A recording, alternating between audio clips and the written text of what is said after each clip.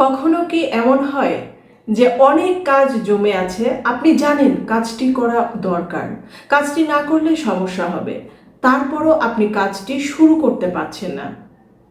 নিজেকে বলছেন আরেকটু পরে শুরু করব, তারপর সেই পরে কখন যে আগামীকাল এবং আগামীকাল থেকে পরশু হয়ে যায় আপনি নিজেও বুঝতে পারেন না। তখন আমরা খুব সহজেই নিজেদের একটা নাম দিয়ে দেই, আমি অলস। কিন্তু মনোবিজ্ঞানের দৃষ্টিতে কাজ করতে ইচ্ছে না করার কারণ সবসময় অলসতা নয়, বরং এর পেছনে থাকতে পারে প্রেরণার অভাব, কাজ নিয়ে উদ্বেগ, ব্যর্থতার ভয়, পারফেকশনিজম, মানসিক ক্লান্তি কিংবা কাজটিকে মস্তিষ্কের কাছে অতিরিক্ত কঠিন মনে হওয়া। আমরা অনেক সময় ভাবি আগে কাজ করার ইচ্ছে আসবে, তারপর কাজ শুরু করব, কিন্তু বাস্তবে সব সময় তা হয় না। অনেক ক্ষেত্রে উল্টোটাই ঘটে। ধরুন আপনাকে 20 পৃষ্ঠার একটি রিপোর্ট লিখতে হবে, আপনি ভাবছেন 20 পৃষ্ঠা লিখতে হবে, এই ভাবনাটাই কাজটাকে বিশাল বানিয়ে ফেলবে। তখন কাজটাকে বোঝা মনে হবে। কিন্তু যদি ভাবেন এখন 10 মিনিট বসবো কাজটা নিয়ে, 2 পৃষ্ঠা লিখব অথবা শুধু প্রথম প্যারাগ্রাফ লিখব, তাহলে আপনার মস্তিষ্কের কাছে কাজটি তুলনামূলকভাবে সহজ হয়ে যায়।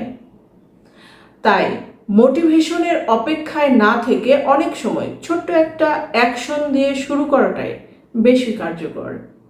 অনেক সময় আমরা কাজটা নিয়ে গড়িমসি করি, জানি যে কাজটা খুবই গুরুত্বপূর্ণ, তাও সেটা নিয়ে দেরি করি বা অযথা পিছিয়ে দেই। অনেক সময় গুরুত্বপূর্ণ কাজ রেখে সহজ, আরামদায়ক বা কম গুরুত্বপূর্ণ কাজে যুক্ত হয়ে পড়ি।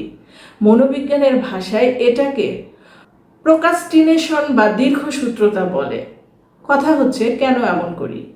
আসলে আমাদের মধ্যে একটা ভয় বা অস্বস্তি তৈরি হয়।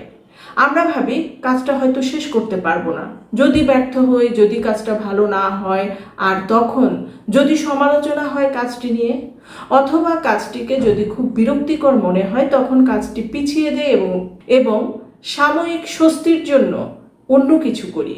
মোবাইল দেখি, ঘর পরিষ্কার করি, অপ্রয়োজনীয় ছবি দেখি, ভিডিও দেখি।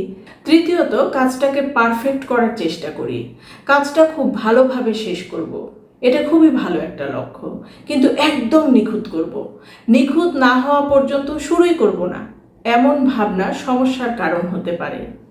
কাজটিকে পারফেক্ট করার জন্য আমরা অনেক সময় সহকারী এত কাজ করতে থাকি যে মূল কাজটাই শুরু করা হয়ে ওঠে না। তাই শুরু করাটা জরুরি।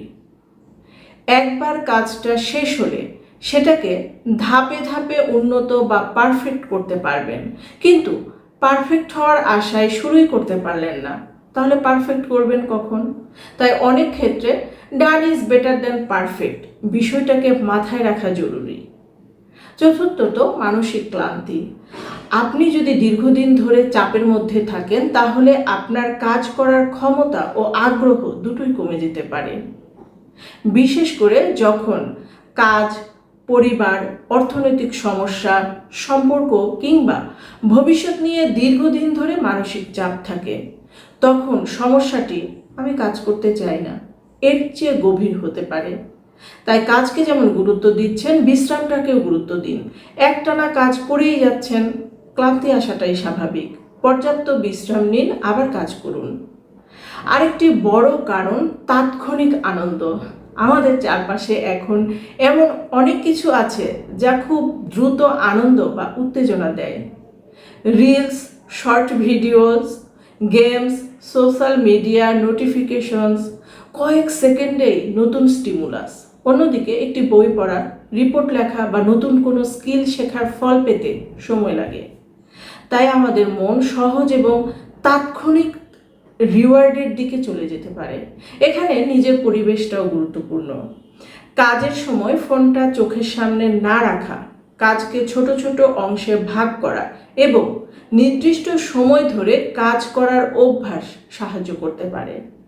অনেক সময় দেখবেন 10 মিনিট কাজের পর আর থামতেই ইচ্ছে করছে না, কারণ একবার কাজে ডুবে গেলে আর কাজটা ভালো লাগতে শুরু করলে সেখান থেকে বের হওয়াও কঠিন। তাই কাজটা করে আপনি আনন্দ পান কিনা বা কাজটা আপনার পছন্দের কিনা সেটা বোঝাটাও জরুরি। আনন্দের কাজটা দ্রুত শেষ করা যায়, তবে যদি শুধু একটি বা দুটি কাজ করতে ইচ্ছা না করে তাহলে সেটি সাধারণ সাময়িক মোটিভেশনের সমস্যা হতে পারে। কিন্তু যদি দীর্ঘ সময় ধরে কোনো কাজেই আগ্রহ না থাকে, পছন্দের কাজেও আনন্দ না পান, সব সময় ক্লান্ত লাগে, মনোযোগ ধরে রাখতে সমস্যা হয়, তাহলে বিষয়টি শুধু অলসতা বলে ব্যাখ্যা করা ঠিক নয়। এগুলো কখনো কখনো ডিপ্রেশন বা অন্য কোনো মানসিক সমস্যার সঙ্গেও সম্পর্কিত হতে পারে। এমন ক্ষেত্রে একজন পেশাজীবীর পরামর্শ নেওয়া গুরুত্বপূর্ণ।